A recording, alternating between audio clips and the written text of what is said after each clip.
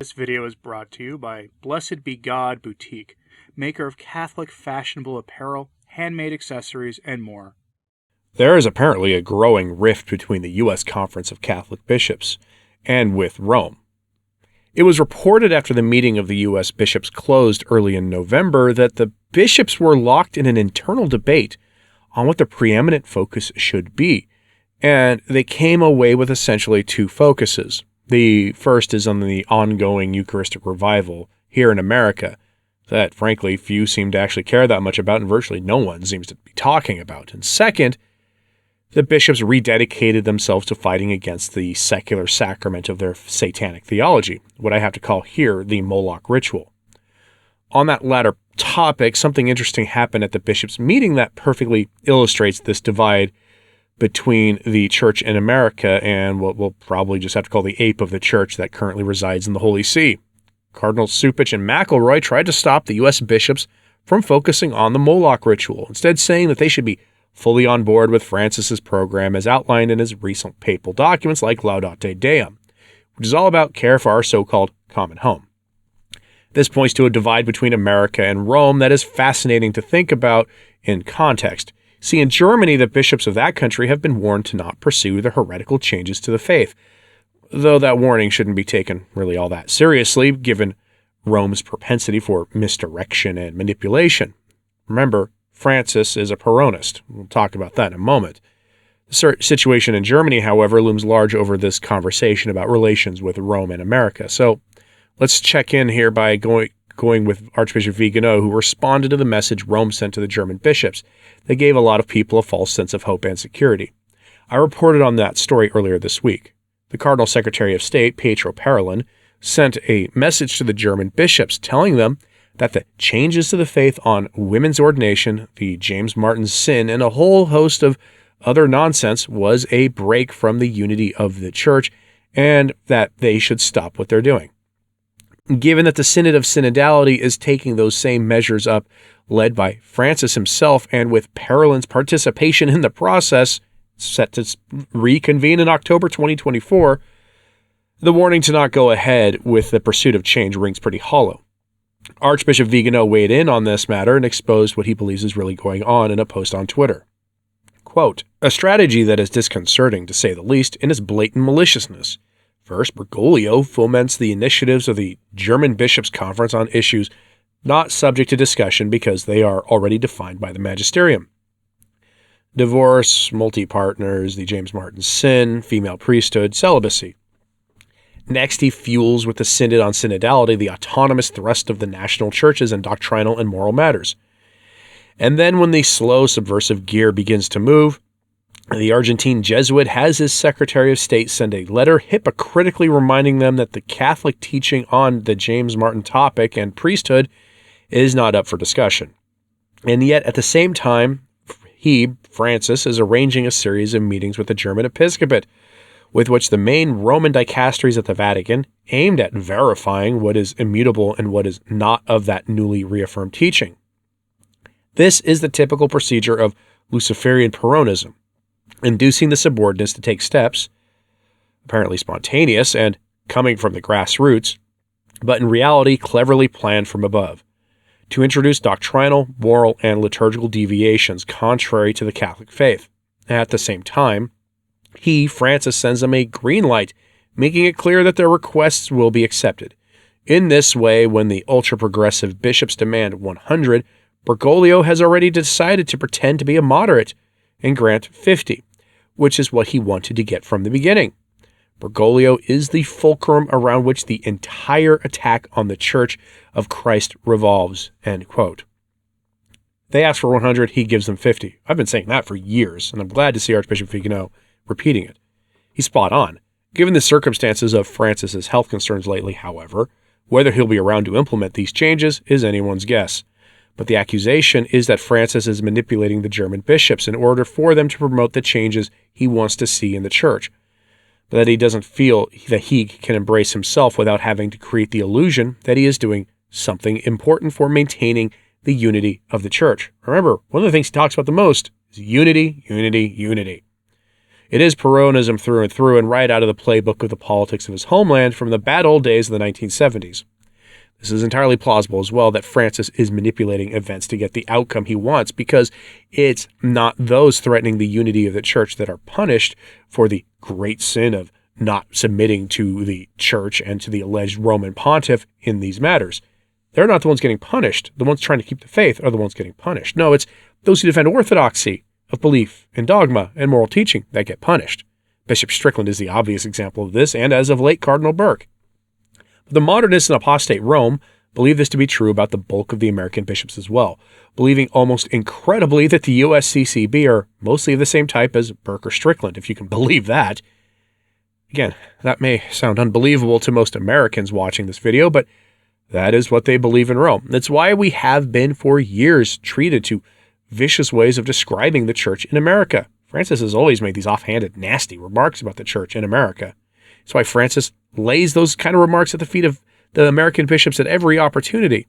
It's because enough of the bishops actually believe, even lukewarmly, in the Catholic faith, and they don't do anything about the laity in their dioceses who refuse to get on board with the new religion Rome is pushing. People like you and I, we just want the Catholic faith and won't go along with the new religion. That's why we get stories like this one. Headline from the Catholic Herald.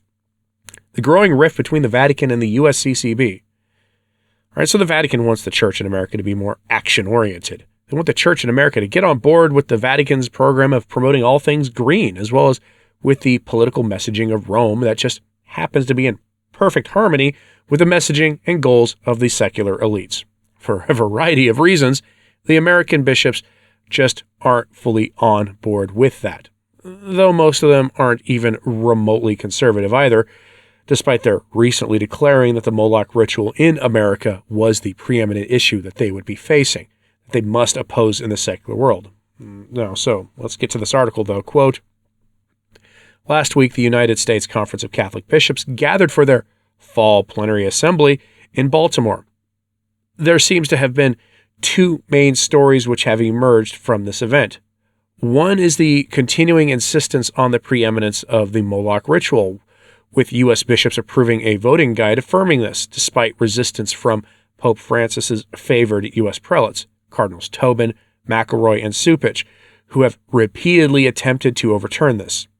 The second story is the open clash between USCCB President Archbishop Timothy Broglio and the Papal Nuncio, Cardinal Christophe Pierre, the latter who, 2 weeks prior to the conference, gave an interview in America Magazine, which I have covered before, where he made a number of rather stark criticisms of the Catholic Church in the U.S.